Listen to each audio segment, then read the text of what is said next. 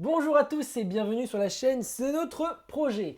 Dans la précédente vidéo, nous avons fait une analyse comparative des chaînes de Marine Le Pen et François Fillon.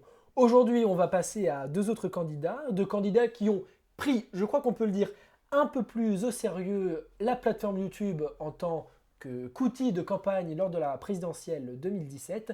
Je veux parler de Benoît Hamon et de Jean-Luc Mélenchon. Alors nous allons, comme dans la précédente vidéo, faire une analyse comparative, essayer de dégager les grandes tendances de ces candidats et voir ce qui les rapproche et ce qui les distingue. On va commencer par la chaîne YouTube de Benoît Hamon. Benoît Hamon, il a créé sa chaîne YouTube le 17 septembre 2014. Il a environ 1 200 000 vues, environ, au mois d'octobre, et il a 8 500 abonnés. Donc qu'est-ce qu'on constate? C'est que Benoît Hamon, il va prendre l'outil YouTube relativement au sérieux. Et c'est quelque chose qui peut se comprendre dans son parcours, puisqu'il a une carrière politique qui a toujours été faite auprès de la jeunesse. Il a été président des MJS notamment. Et son programme, lors de la présidentielle 2017, il est destiné aussi à la jeunesse, avec notamment la légalisation du cannabis ou le revenu universel, des propositions plutôt populaires auprès de la jeunesse française. Et donc, utiliser l'outil YouTube, ça a une certaine cohérence par rapport à son programme. Alors, ce qu'on peut constater, c'est qu'au début de la campagne présidentielle, c'est-à-dire lors des primaires de la Belle Alliance Populaire, l'outil YouTube par Benoît Hamon, il est utilisé relativement classiquement. Et quand je dis classiquement, c'est-à-dire comme les autres candidats, c'est-à-dire qu'il va re-upload, remettre en ligne des vidéos de ses interventions à la télé ou de ses meetings. C'est un petit peu plus tard qu'il va utiliser un format un peu plus spécifique à YouTube. Et quand je dis un format plus spécifique, c'est-à-dire un peu plus proche de ses électeurs, un peu plus proche de ce qu'on peut voir dans les vidéos YouTube classiques. Il va donc utiliser un format qu'on voit beaucoup plus chez les YouTubeurs populaires, c'est-à-dire un format proche de ses abonnés, proche donc de ses potentiels lecteurs. Il a un format notamment qui a été relativement populaire, c'est-à-dire 3 minutes pour expliquer. Donc c'est Benoît Hamon sur un canapé, détendu, en train d'expliquer un élément de son programme, et notamment la vidéo sur la légalisation du cannabis, qui est plutôt populaire à cet effet. On voit là que l'éthos du candidat il est assez simple à étudier. C'est un candidat détendu qui veut un réformisme énergique dans un cadre de start-up. En effet, la vidéo est tournée dans son bureau de campagne et ça donne un effet dynamique, un effet voilà, start-up. À l'instar aussi de Natacha Kosciusko-Morizet par exemple ou de François Fillon, le candidat va utiliser des formats dessinés pour expliquer des éléments de son programme. C'est un format qu'on retrouve beaucoup chez les politiques et Benoît Hamon euh, ne fait pas exception à la règle.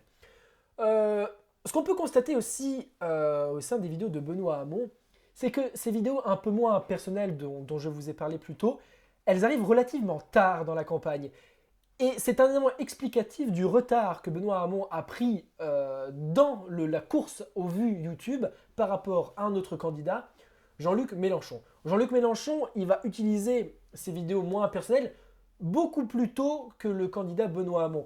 Et finalement, comme l'électorat, le youtubeur préfère toujours l'original à la copie. C'est certainement un des éléments explicatifs qui font que Benoît Hamon a beaucoup moins d'abonnés que Jean-Luc Mélenchon, dont nous allons parler maintenant. Et donc on va passer à celui qui est certainement le roi du YouTube politique, Jean-Luc Mélenchon. Quelles sont les raisons d'un tel succès? Pourquoi Benoît Hamon, qui a mis une certaine énergie à vouloir le rattraper, n'a pas réussi? On va essayer de comprendre tout ça. Alors Jean-Luc Mélenchon, sa chaîne, il l'a créée plutôt tôt par rapport aux autres candidats. Il l'a créée le 1er janvier 2012, c'est-à-dire avant même la campagne des présidentielles 2012 qui a vu la victoire de François Hollande. Sa chaîne YouTube compte un nombre relativement élevé de 62 millions de vues. Ce que l'on constate, c'est qu'en 2012, les premières vidéos sorties sont là en fait pour faire la promotion de ses livres et donc ne sont pas vraiment ici pour faire une campagne quelconque ou pour être vraiment un outil de communication. Ce qui est d'autant plus impressionnant, c'est son nombre d'abonnés. 416 000 abonnés, ce qui correspond au nombre le plus élevé pour un homme politique français. Lorsque l'on se balade sur la chaîne YouTube de Jean-Luc Mélenchon, on peut très vite être perdu par le nombre impressionnant de vidéos que cette chaîne comporte, et de vidéos tout aussi différentes les unes que les autres. Alors il y a bien sûr divers re-uploads d'émissions télé, d'interviews qu'il a passées, ou même de meetings durant la campagne de 2017. Mais ce qui est plus intéressant encore sur la chaîne de Jean-Luc Mélenchon, c'est le format exclusivement dédié à YouTube. Il a usé de ce canal de nombreuses fois durant la campagne, et ce qui est intéressant, c'est qu'il a continué après à produire un contenu divers, varié et de plutôt bonne facture. Un élément, un format qu'il avait utilisé durant la campagne 2017 et pourtant qui n'a pas eu énormément d'écho et qui n'a pas non plus beaucoup de vues, c'est le format pas vu à la télé. C'est-à-dire qu'il fait un interview d'un acteur de la société civile, souvent un acteur de la vie associative, et à l'issue de cette interview, on aborde des sujets qui sont peu ou pas du tout abordés justement à la télé. C'est un format qui n'a pas trop bien marché et qui a été abandonné assez vite.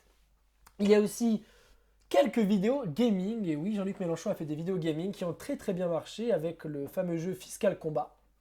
Et donc là, Jean-Luc Mélenchon reprend un format très utilisé, notamment par le célèbre youtubeur Squeezie. On peut aussi naturellement voir un certain nombre de vidéos FAQ, des vidéos où divers internautes posent des questions à Jean-Luc Mélenchon, ce qui permet de créer un contact, un lien intime entre celui qui regarde la vidéo et le candidat. Il y a aussi des vidéos vlogs qui ont aussi un certain succès. Ce sont des vidéos où Jean-Luc Mélenchon part à l'étranger à la rencontre d'un mouvement politique ami ou auquel il est allié. Et ce sont des vidéos relativement longues et Jean-Luc Mélenchon traverse la ville, raconte sa journée et fait passer des éléments politiques. On voit là une réutilisation du vlog plutôt intelligente de la part du candidat et qui a un certain succès. Mais le produit phare de la chaîne de Jean-Luc Mélenchon, le format qui a eu le plus de succès, c'est indéniablement la revue de la semaine. À l'heure où nous parlons aujourd'hui, nous sommes à peu près à la 100e revue de la semaine, donc c'est un format qui a duré dans le temps après la campagne. Ce que l'on voit, c'est que la toute première vidéo de ce format-ci, elle est sortie le 8 octobre 2016, c'est-à-dire peu ou prou 6 mois avant le premier tour de la présidentielle. C'est un format spécifique de la campagne présidentielle. Alors ce sont bien sûr des vidéos qui ont très bien marché, et on peut l'expliquer notamment, et c'est très intéressant, par l'éthos du candidat dans ces vidéos. Il y a déjà un contexte, un environnement qui est propice à la confidence. Alors au début, c'était le bureau de campagne, sur un canapé, avec en fond une affiche de film, La Sociale, un film qu'apprécie beaucoup Jean-Luc Mélenchon, qui crée déjà un univers assez intimiste. Plus tard, lorsque les vidéos vont se poursuivre, il va y avoir une bibliothèque, et maintenant c'est souvent dans le bureau de l'Assemblée nationale, ce qui, on a l'impression en fait finalement de rentrer dans les arcanes du pouvoir. Et c'est là tout l'intérêt de ces vidéos. C'est-à-dire que Jean-Luc Mélenchon est en contact quasi direct avec son électorat, en tout cas avec le spectateur. Et donc ce qui est intéressant, c'est l'éthos qui en ressort. Jean-Luc Mélenchon dans ses vidéos, c'est un petit peu le papy au coin du feu qui nous raconte la vie, qui nous raconte l'actualité et qui donne une opinion politique. Et on apprécie l'écouter durant l'heure du petit déjeuner, durant l'heure du déjeuner, durant l'heure du dîner. Finalement, c'est un petit peu notre moment politique avec un ami. Et là, Jean-Luc Mélenchon reprend un élément classique des vidéos YouTube finalement. C'est cette proximité entre un homme qui parle devant une caméra et quelqu'un qui regarde un écran. Ce qu'on constate donc quand on regarde la chaîne de Jean-Luc Mélenchon, c'est que l'outil YouTube a été extrêmement bien appréhendé par le candidat et par son équipe de campagne. Ils ont bien compris ce qu'attendaient les spectateurs, les utilisateurs de YouTube, et ils ont su réutiliser finalement les désirs des utilisateurs avec une démarche politique, une démarche électoraliste, et ça marche plutôt bien.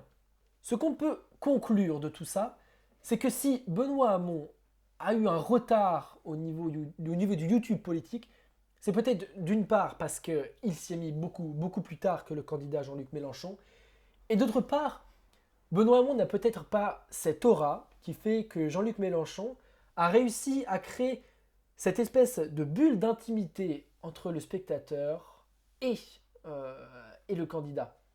Quand on regarde les vidéos de Jean-Luc Mélenchon, c'est ce qui frappe en premier, c'est cet aspect intimiste.